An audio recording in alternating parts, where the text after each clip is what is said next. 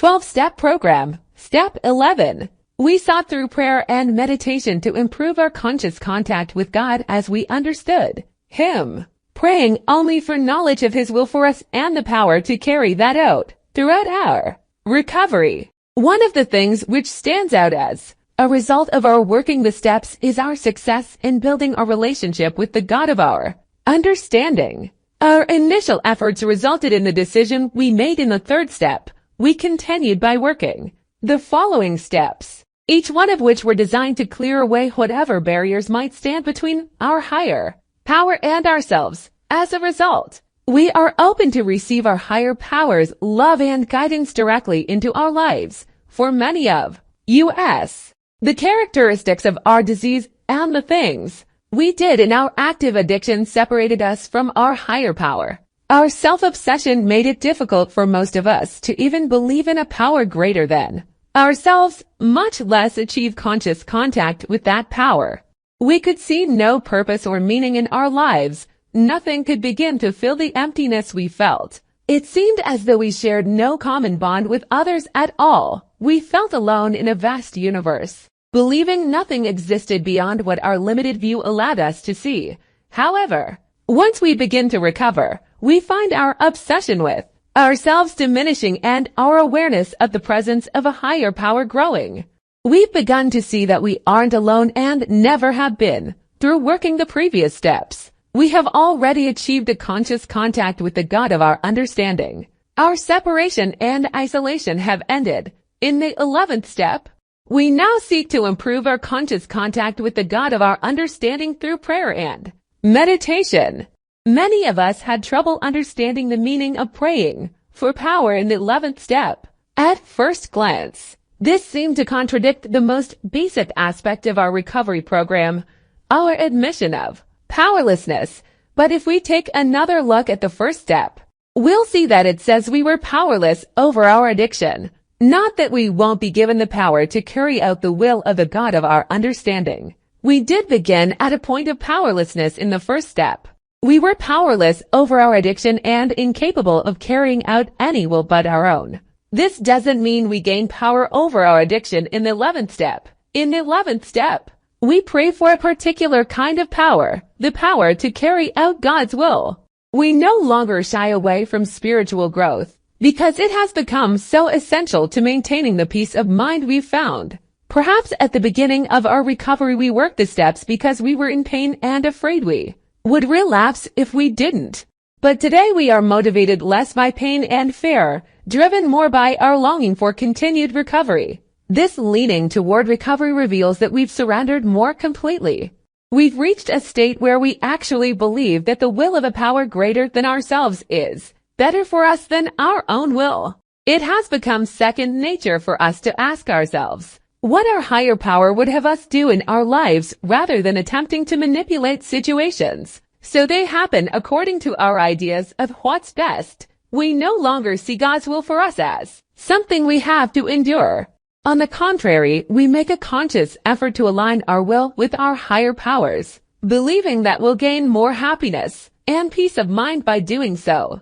This is what surrender is, a heartfelt belief in our own fallibility as human beings and an equally heartfelt decision to rely on a power greater than our own. Surrender, the stumbling block of our addiction, has become the cornerstone of our recovery. However, we cannot recover on surrender alone. We must build on our surrender by taking action, just as we have in the previous steps. In the 10th step, we began to practice the discipline required to live spiritually on a daily basis. We continue practicing this principle in the 11th step by persisting in our efforts to take action each day. We place prayer and meditation high on our priority list. We resolve to make prayer and meditation as much a part of our daily routine as eating and sleeping. And then we employ the necessary self-discipline to achieve our resolve to work this step. We must also increase the courage we've developed in the previous steps. Though the courage we demonstrated when we honestly and thoroughly examined ourselves was beyond anything we had previously experienced, we now need to develop a markedly different form of courage. We need the courage to live according to spiritual principles, even when we are afraid of the results. Despite our fear, we do what's necessary and draw on the endless well of courage we can find by tapping into a power greater than ourselves. With all this discussion of God, we may again find ourselves growing uncomfortable, perhaps wondering if this is where the religious catch we've anticipated is going to be revealed.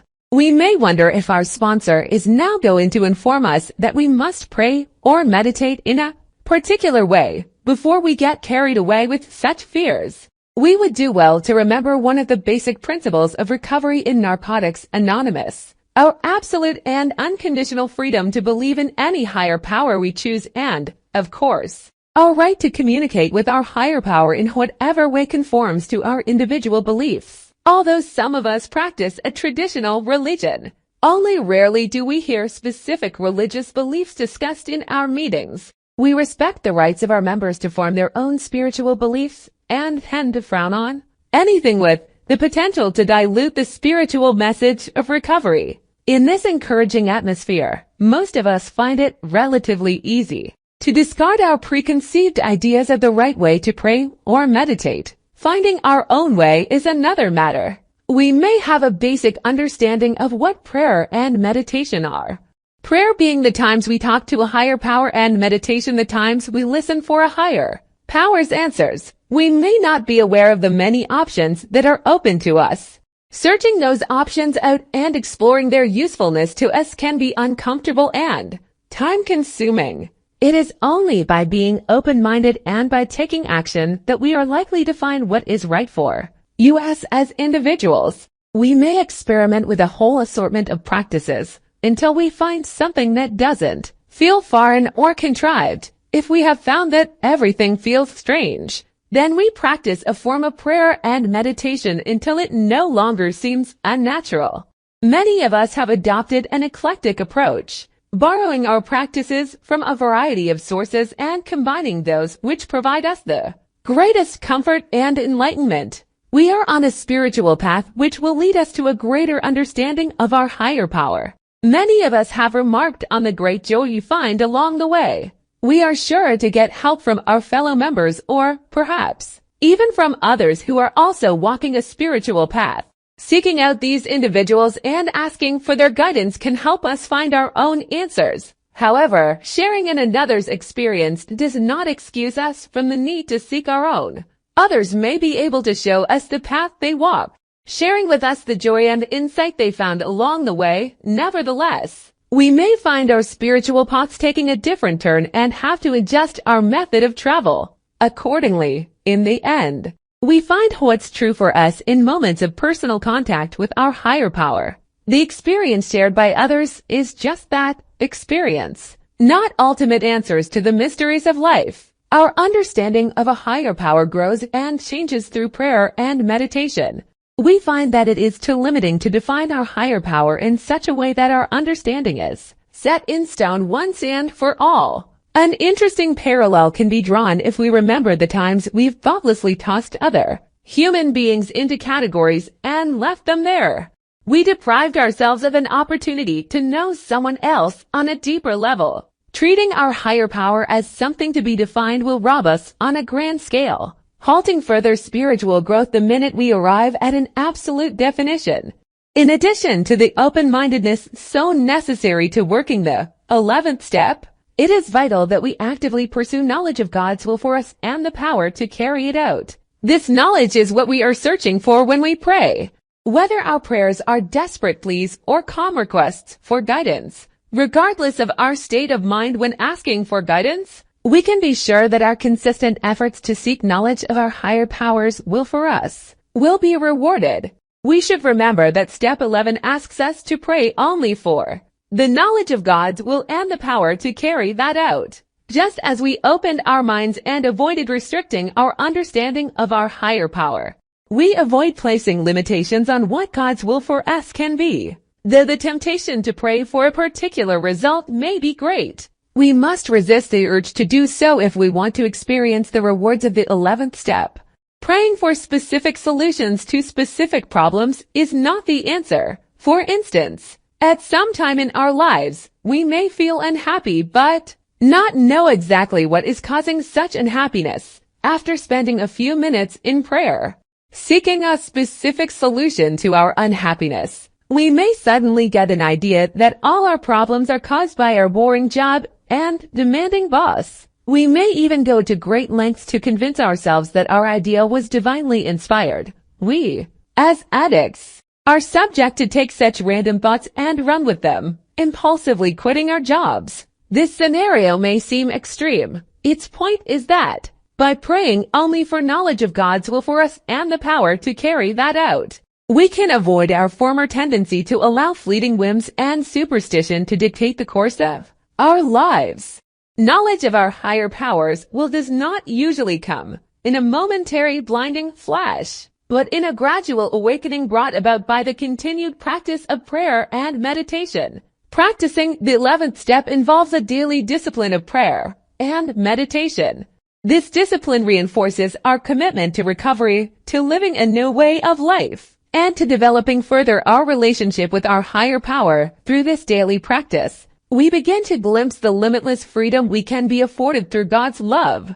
We have found that following such a discipline also results in a firm belief in our own right to happiness and peace of mind. We see that, regardless of the presence or absence of material success in our lives, we can be content. We can be happy and fulfilled with or without money, with or without a partner, with or without the approval of others. We've begun to see that God's will for us is the ability to live with dignity, to love ourselves and others, to laugh, and to find great joy and beauty in our surroundings. Our most heartfelt longings and dreams for our lives are coming true.